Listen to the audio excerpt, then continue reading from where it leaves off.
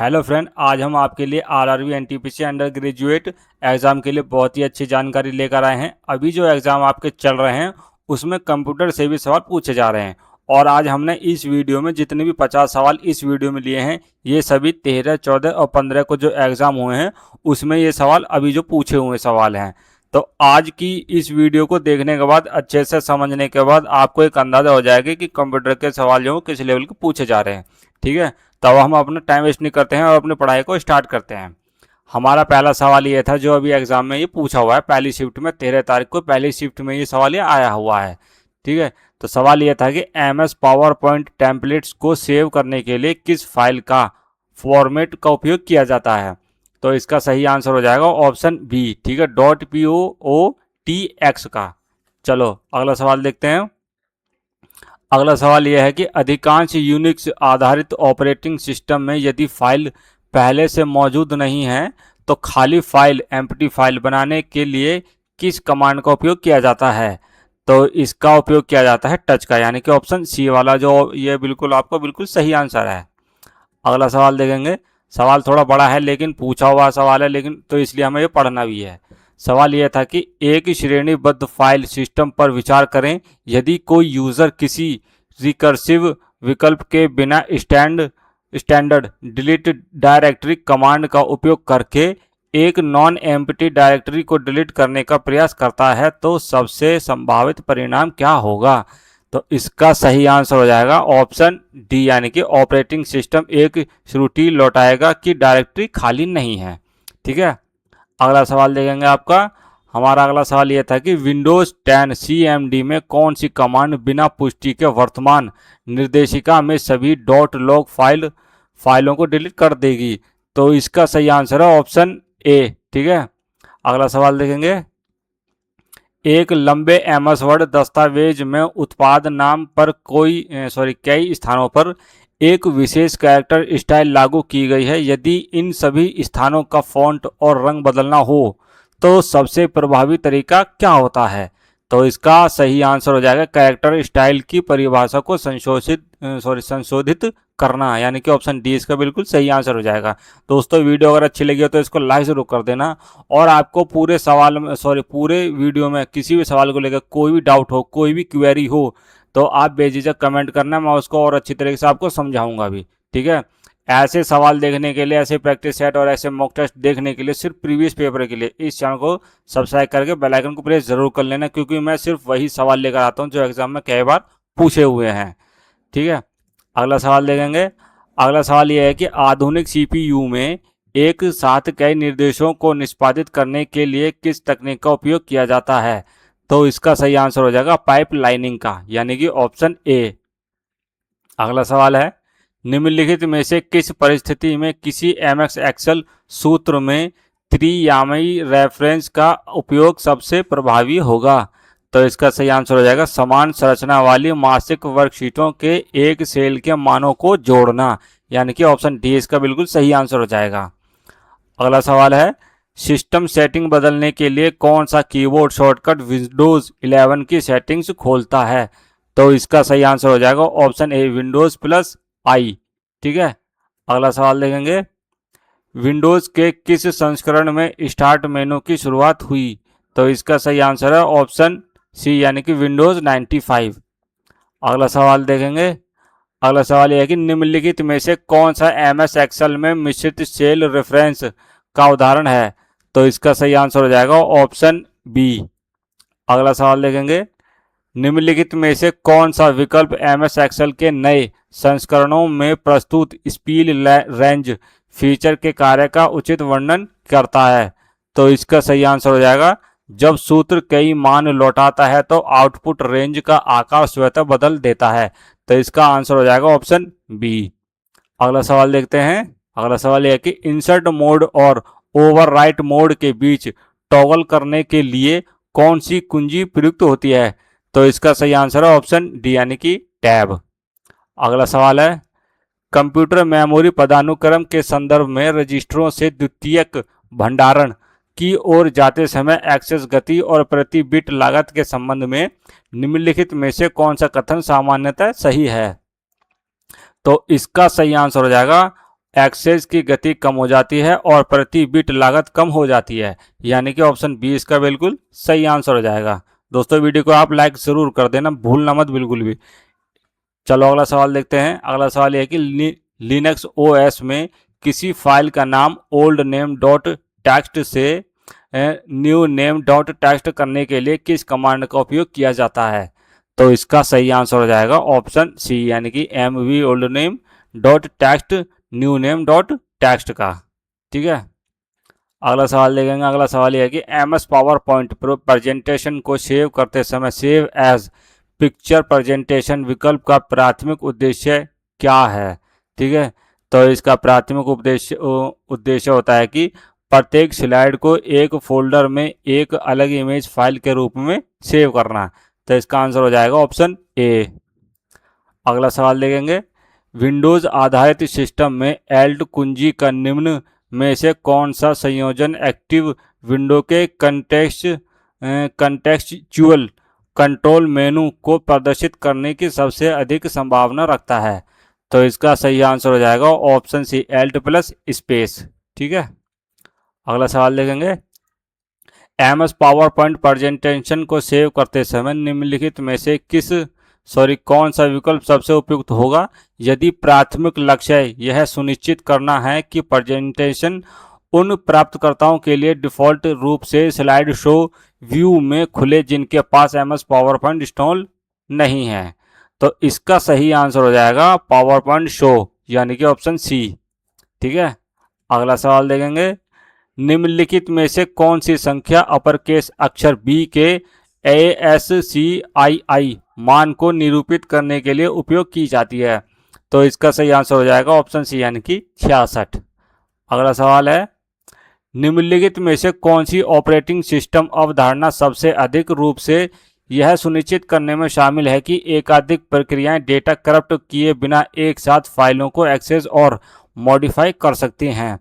तो इसका सही आंसर हो जाएगा फाइल लॉकिंग मैकेनिज्म, यानी कि ऑप्शन डी इसका बिल्कुल सही आंसर हो जाएगा।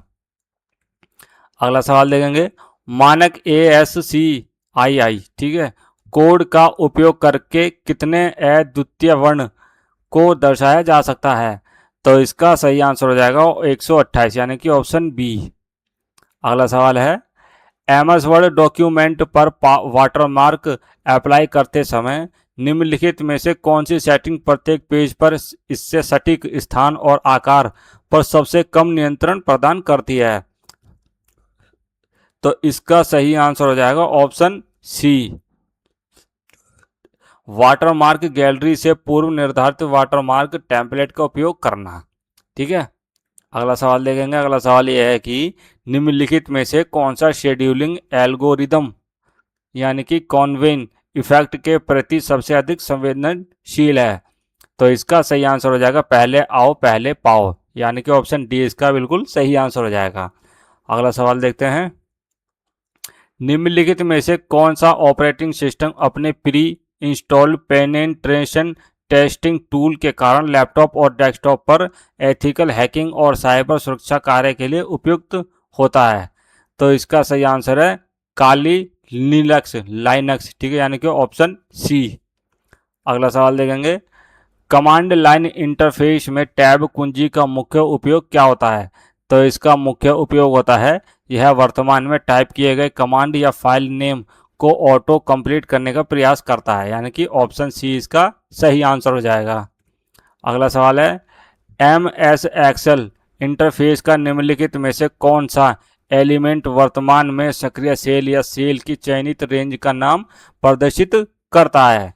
तो इसका सही आंसर हो जाएगा नेम बॉक्स, यानी कि ऑप्शन ए इसका बिल्कुल सही आंसर हो जाएगा। अगला सवाल देखते हैं। एक यूजर MS पावर पॉइंट में बुलेटेड सूची बनाना चाहता है। सूची आइटम टाइप करने और इंटर दबाने के बाद वह सब बुलेट पॉइंट एक निम्न स्तरीय बुलेट बनाना चाहता है। निम्नलिखित में से कौन सी क्रिया इसे विश्वसनीय रूप से प्राप्त करेगी? तो इसका सही आंसर हो जाएगा ऑप्शन सी, यानी कि पैराग्राफ समूह में इंक्रीज लिस्ट लेवल बटन पर क्लिक करना। अगला सवाल देखेंगे। यदि आप चाहते हैं कि आपके दर्शक MS पावर पॉइंट 365 स्लाइड में आपके नोट्स ना देख पाएँ तो आपको स्लाइड शो के दौरान किस व्यू का उपयोग करना होगा? तो इसका सही आंसर हो जाएगा प्रेजेंटर व्यू, यानी कि ऑप्शन ए इसका सही आंसर है। अगला सवाल है, एम एस पावर पॉइंट 365 में नई स्लाइड बनाने के लिए किस विधि का उपयोग नहीं किया जा सकता है? तो इसका सही आंसर हो जाएगा Ctrl+N दबाना, यानी कि ऑप्शन डी इसका सही आंसर हो जाएगा। अगला सवाल देखते हैं, निम्नलिखित में से किस कारण एम एस एक्सेल सूत्र फॉर्मूला में ये जो है इसका #REF, ठीक है, त्रुटि उत्पन्न होगी? तो इसका सही आंसर हो जाएगा ऑप्शन बी, यानी कि किसी ऐसे पंक्ति या स्तंभ को हटाना जिसमें किसी अन्य वर्कशीट में सूत्र द्वारा संदर्भित सेल हो। अगला सवाल देखेंगे, एक परिदृश्य पर विचार करें जहां तक एक उपयोगकर्ता वर्चुअल रियलिटी वीआर, ठीक है, परिवेश के साथ इंटरेक्ट कर रहा है। निम्नलिखित में से कौन सा इनपुट डिवाइस इस इमर्सिव परिवेश के भीतर नेविगेशन और इंटरेक्शन का प्राथमिक साधन होने की सबसे कम संभावना है? तो इसका सही आंसर हो जाएगा कंप्यूटर से जुड़ा ऑप्टिकल माउस, यानी कि ऑप्शन ए इसका सही आंसर हो जाएगा। अगला सवाल देखेंगे, निम्नलिखित में से किस प्रकार की मेमोरी को सॉलिड स्टेट स्टोरेज भी कहा जाता है? तो इसका सही आंसर हो जाएगा ऑप्शन बी, यानी कि फ्लैश मेमोरी। अगला सवाल है, एमएस वर्ड 2019 में एक संपूर्ण पैराग्राफ को त्वरित रूप से चयन करने के लिए निम्नलिखित में से कौन सा विकल्प सही है? तो इसका सही आंसर हो जाएगा ऑप्शन डी, यानी कि पैराग्राफ में किसी भी शब्द पर ट्रिपल क्लिक करें। अगला सवाल देखते हैं, अगला सवाल यह है कि पदानुक्रमित फाइल सिस्टम संरचना में रूट डायरेक्टरी का क्या महत्व होता है? तो इसका सही आंसर हो जाएगा ऑप्शन ए, यानी कि यह फाइल सिस्टम पदानुक्रम में सबसे ऊपरी डायरेक्टरी है जहां से अन्य सभी डायरेक्टरी निकलती है।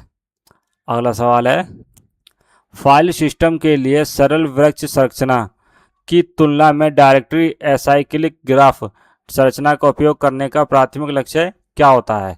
तो इसका सही आंसर हो जाएगा ऑप्शन सी, यानी कि डैक्स हार्ड लिंक के निर्माण को सक्षम करते हैं जिसमें एक ही फाइल में एकाधिक निर्देशिक प्रविष्टियां हो सकती हैं, यानी कि डायरेक्टरी एंट्रीज, ठीक है।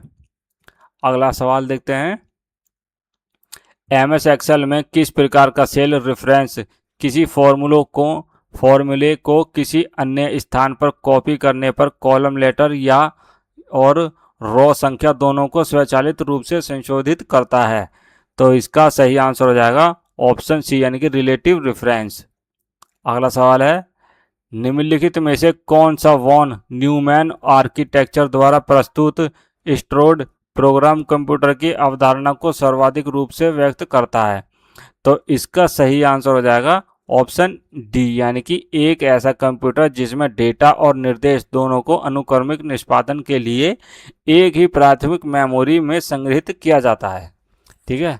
अगला सवाल देखेंगे, PowerShell command remove the item, ठीक है, ये फॉर्मूला होता है जो कि ये फोर्स ये क्या करेगी? तो इसका सही आंसर हो जाएगा ऑप्शन बी, ठीक है, मतलब कि आप जो समझ लेना, ठीक है। तो ये जो होता है कि सी और जो कॉमा कहते हैं इस तरह का, सी कॉमा और लॉग्स के अंदर सभी फाइलें और सब फोल्डर हटा देगी। अगला सवाल है, मानक सीडी रोम ड्राइव में उपयोग किए जाने वाले लेजर की तरंगदैर्घ्य और प्रकार क्या है?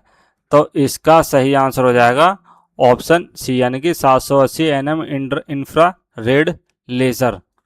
अगला सवाल है, वॉन न्यूमैन और हार्वर्ड आर्किटेक्चर के बीच मूलभूत अंतर को कौन सा कथन सबसे अच्छी तरह स्पष्ट करता है? तो इसका आंसर हो जाएगा ऑप्शन ए, यानी कि हार्वर्ड आर्किटेक्चर डेटा और निर्देशों को एक साथ एक्सेस कर सकता है, जबकि वॉन न्यूमैन आमतौर पर एक ही मेमोरी स्पेस से क्रमिक रूप से एक्सेस करता है, ठीक है। अगला सवाल देखेंगे, अगला सवाल यह है कि CMOS का पूर्ण रूप क्या है? इसकी फुल फॉर्म क्या होती है? तो इसका सही आंसर हो जाएगा ऑप्शन सी, यानी कि कॉम्प्लीमेंट्री मेटल ऑक्साइड सेमीकंडक्टर। अगला सवाल है, कंप्यूटर हार्डवेयर में रोम का प्राथमिक कार्य क्या होता है? ठीक है, तो इसका सही आंसर हो जाएगा ऑप्शन डी, यानी कि सिस्टम बूट करने हेतु आवश्यक फर्मवेयर संग्रहित करना। अगला सवाल देखेंगे, विंडोज 11 में कौन सा कमांड ड्राइव पार्टीशन वॉल्यूम या वर्चुअल हार्ड डिस्क को प्रबंधित करने में मदद करता है? तो इसका सही आंसर है ऑप्शन सी, यानी कि डिस्क पार्ट। अगला सवाल है, एमएस पावर पॉइंट में ब्लैंक प्रेजेंटेशन का डिफ़ॉल्ट हिस्सा क्या नहीं है? तो इसका सही आंसर है ऑप्शन बी, यानी कि कंटेंट के लिए प्लेस होल्डर। अगला सवाल है, विंडोज 11 में फाइल को रीनेम करते समय एक्सेस इज डिनाइड श्रुति क्यों आ सकती है?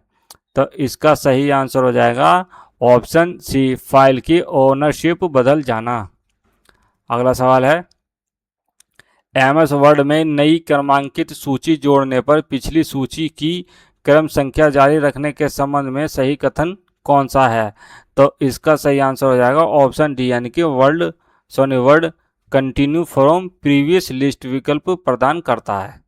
अगला सवाल देखेंगे, अगला सवाल यह है कि पावर पॉइंट के स्लाइड मास्टर व्यूज में शीट्स स्तरीय मास्टर स्लाइड को कस्टमाइज करने का मुख्य लाभ क्या होता है? तो इसका सही आंसर हो जाएगा ऑप्शन डी, यानी कि सभी स्लाइड और लेआउट में समान तत्वों की एक रूपता सुनिश्चित करना। अगला सवाल है, आधुनिक मदरबोर्ड में उच्च गति संचार के लिए सीपीयू से सीधे जुड़ा घटक कौन सा है? तो इसका सही आंसर हो जाएगा नॉर्थ ब्रिज, यानी कि ऑप्शन डी। अगला सवाल है, निम्नलिखित में से कौन सी स्थिति विंडोज में फाइल का नाम बदलने से रोक सकती है? तो इसका सही आंसर है फाइल किसी अन्य एप्लीकेशन में खुली होना, यानी कि ऑप्शन बी इसका बिल्कुल सही आंसर हो जाएगा। अगला सवाल देखते हैं। अगला सवाल यह है कि ऑपरेटिंग सिस्टम के कर्नल की भूमिका को कौन सा विकल्प सबसे अच्छी तरह दर्शाता है? तो इसका सही आंसर हो जाएगा एप्लीकेशन और हार्डवेयर के बीच मुख्य इंटरफेस के रूप में कार्य करना, यानी कि ऑप्शन सी इसका बिल्कुल सही आंसर हो जाएगा। अब देखते हैं अगला सवाल। तो अगला सवाल यह है कि एमएस वर्ड 365 में चयनित टेक्स्ट से मैनुअल कैरेक्टर फॉर्मेटिंग हटाने का शॉर्टकट बटन या शॉर्टकट कीज क्या होती है? तो इसका सही आंसर हो जाएगा कंट्रोल प्लस स्पेस बार, यानी कि ऑप्शन ए इसका बिल्कुल सही आंसर हो जाएगा। तो दोस्तों ये था हमारे 50 सवालों का मॉक टेस्ट, मैंने आपको इस वीडियो में बता दिया। यही सवाल आपके 13, 14 और 15 को तीनों शिफ्ट में जो सवाल ये कंप्यूटर के पूछे हुए हैं, ये वही सवाल हमने आपको इस वीडियो में बताए हैं। ठीक है, वीडियो अच्छी लगी तो लाइक कर देना। ऐसी नॉलेज के लिए, ऐसी जानकारी लिए इस चैनल को सब्सक्राइब करके बेल आइकन को प्रेस जरूर कर लेना। तब